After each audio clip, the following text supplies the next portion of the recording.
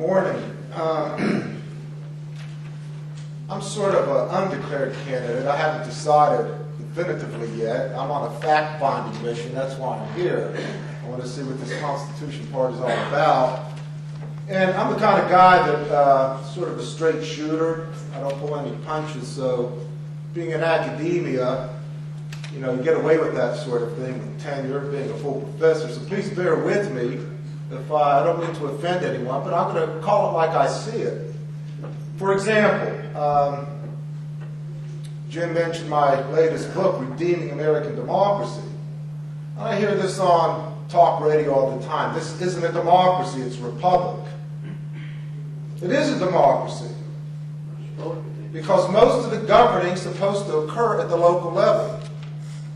The United States government is a republic with very limited powers.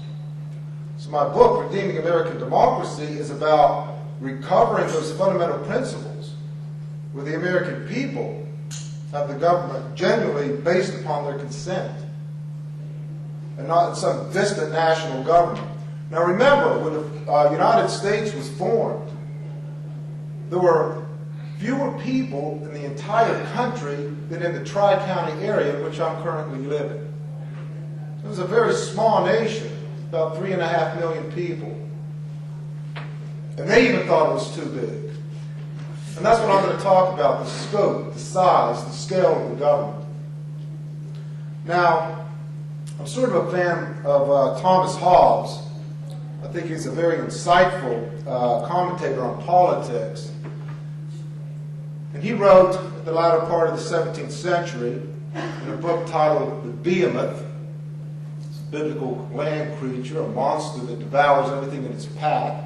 His other book is The Leviathan, the sea monster. And that's what he was talking about. The nation states would become a monster. But he approved of it because he was convinced that you need to have that type of sovereign power to keep people in check. And so he's writing about how do we strengthen the national government, in this case, the crown, the monarchy. And he wrote in that very, very interesting book, "The power of the mighty hath no foundation but in the opinion and belief of the people." The power of the mighty, that's your rulers, the government, those who have a monopoly on the legitimate use of force, hath no foundation but in the opinion and belief of the people. Now, opinion is not knowledge. Opinion is exactly that, a thought, not necessarily based upon the reality. Let me give you another example. And I get this all the time. Even at SCV meetings and such where I'm asked to speak, the Pledge of Allegiance. We started both of the sessions over the last 2 days with the Pledge of Allegiance. I was happy to hear Mr. Phillips say divisible, one nation under God, indivisible. How could the Constitution Party make that statement? I did. Well, some did, most did. This nation is divisible. Yes, sir. It is one of the fundamental checks on what Hobbes would call the behemoth, the states pulling out of the Union. And when you look at the etymology of the words, I pledge allegiance, and that word allegiance is the word liege, lord.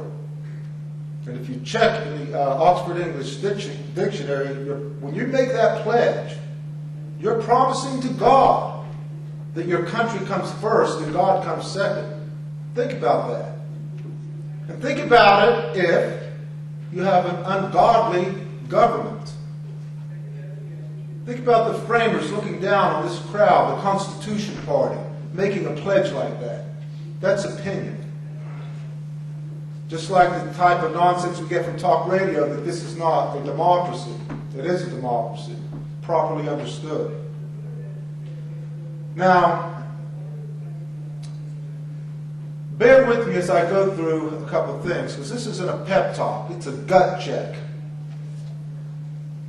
This is a war. We are at war. Yes, indeed. And this is what the Constitution Party is supposedly the vanguard of that war. And we have to be very, very aware of what our enemies, our rivals, our opponents are up to. We can't fall into their traps.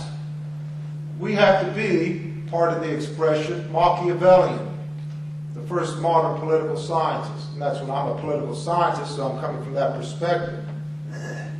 We have to play the game, fight the battle intelligently, and not walk into traps. And I'm telling you right now, and please don't become offended, but we need to discuss this. We need to get it out in the open. The platform of this party is a trap. It's failing the basic functions of political parties. The first, to recruit candidates. The second, to mobilize the electorate. The third, to win elections. And the fourth, to govern. We can keep those planks in that platform inside. And I'll talk about how we should do that tactically. But we don't put it out in the front. Some of them just are illogical and inconsistent with the basic principles. They don't make sense. Now, let me get into a little bit of the text of my presentation. The public policy problems confronting the American people are numerous and complex. Economic, fiscal, cultural. Obama's wreaking havoc on the economy, but you haven't seen anything yet. Wait till he gets his cultural agenda going. And the political are symptomatic of an underlying disease. And that disease is the concentration of political power. The concentration of political power. More specifically, the concentration of unaccountable political power is the real problem. Think about this. The United States of America, with its 50 states and approximately 300 million citizens, are supposedly represented in the nation's capital by one president, 535 legislators, and 9 judges. A law can be passed by a minimum of 269 people and the signature of one CEO. Law also can be made by 5 judges on the U.S. Supreme Court. While the vast majority of Americans cannot name one congressman, let alone how he votes on the issues critical to the constituents he presumably represents, it is an absurdity to claim that these United States come close to being a democratic republic. And I'm talking about the national government. It is essentially a plutocracy, at best, accruing tremendous amounts of power at the expense of individual liberty. We needn't discuss how this sad state of affairs occurred. Suffice it to say that the tendency towards centralized powers is as natural as water seeking its own level. The decentralization channels of the Constitution held this tendency in check for a time. But the Constitution is quickly becoming a dead letter. In the time of crisis, the great tsunami of government control is about to wash away our liberties and our prosperity.